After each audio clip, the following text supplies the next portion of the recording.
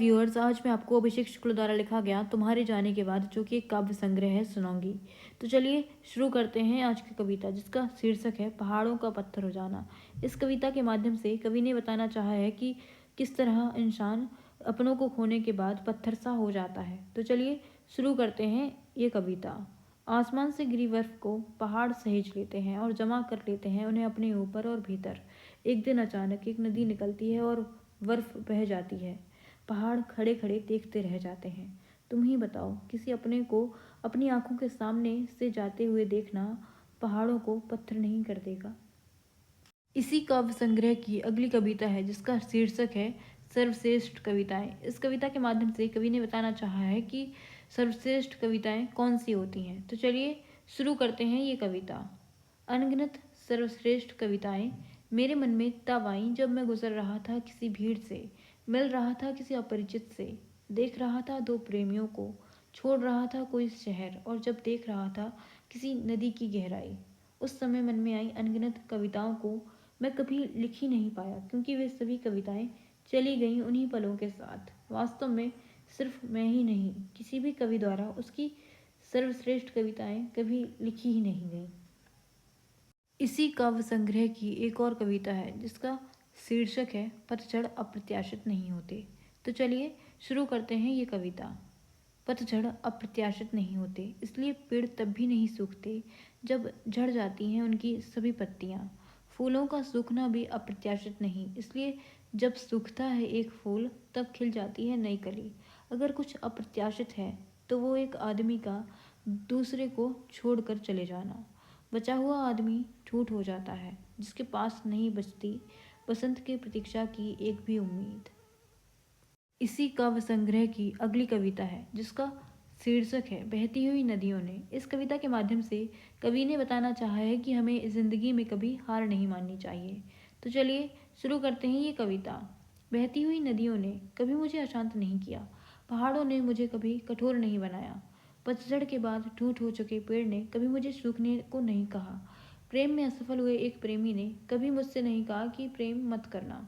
अतः मेरे पास जीवन में कोई भी ऐसा उदाहरण नहीं है जो इस बात के लिए प्रेरित कर सके कि हारने के बाद खत्म कर देना चाहिए आदमी को अपना संघर्ष। मुझे नींद नहीं आती। इस कविता के माध्यम से कवि ने उस भाव को व्यक्त किया है जब हमें नींद नहीं बल्कि यादें आती हैं। तो चलिए शुरू करते हैं इस कविता को। दिन थककर डूब जाता है और रात पसर जाती है। रात पसरते ही मैं चाहता हूँ कि मुझे नींद आ जाए। मुझे नींद नहीं आती, याद आती है। किसकी पता नहीं। उस याद में कुछ धुंधले लोग होते हैं, एक कराहता शहर, हल्की पीली रोशनी और एक गंदा सा कमरा। वे धुंधले लोग कौन हैं? कराहता शहर कौन सा है? वो रोशनी कहाँ की है? वह गंदा कमरा किसका है? यह सोचते सोचते मुझे नींद आ जाती है। यह कोई छुपाने की बात नहीं कि मुझे रातें नहीं, यादें सुलाती हैं।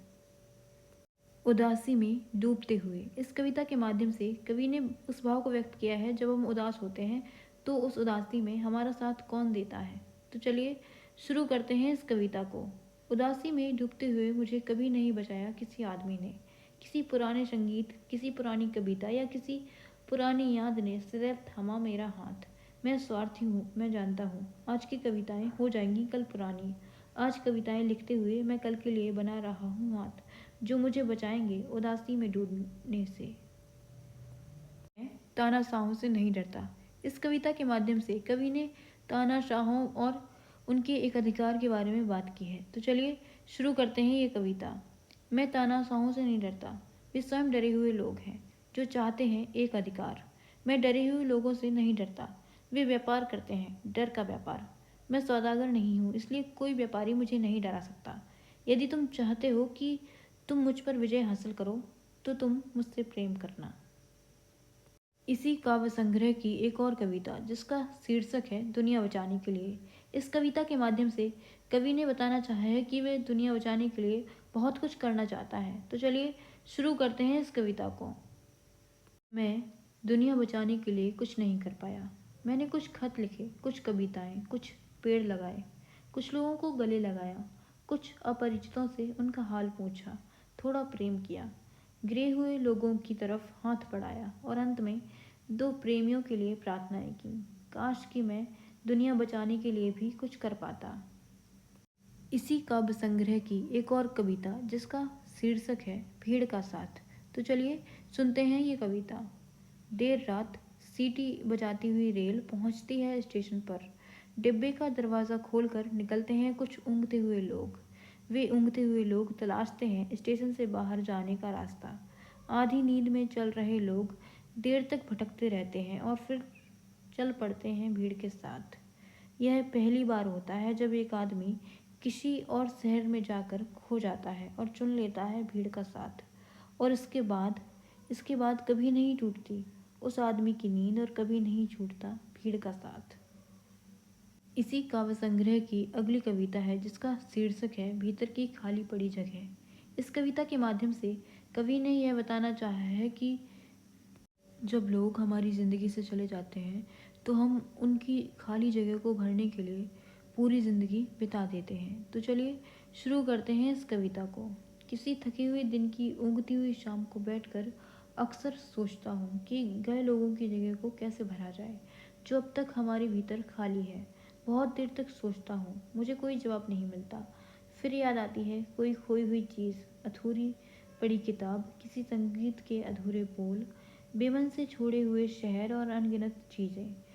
सहसा आभास होता है कि सभी चीज़ों की जगह भी हमारे भीतर खाली पड़ी हैं।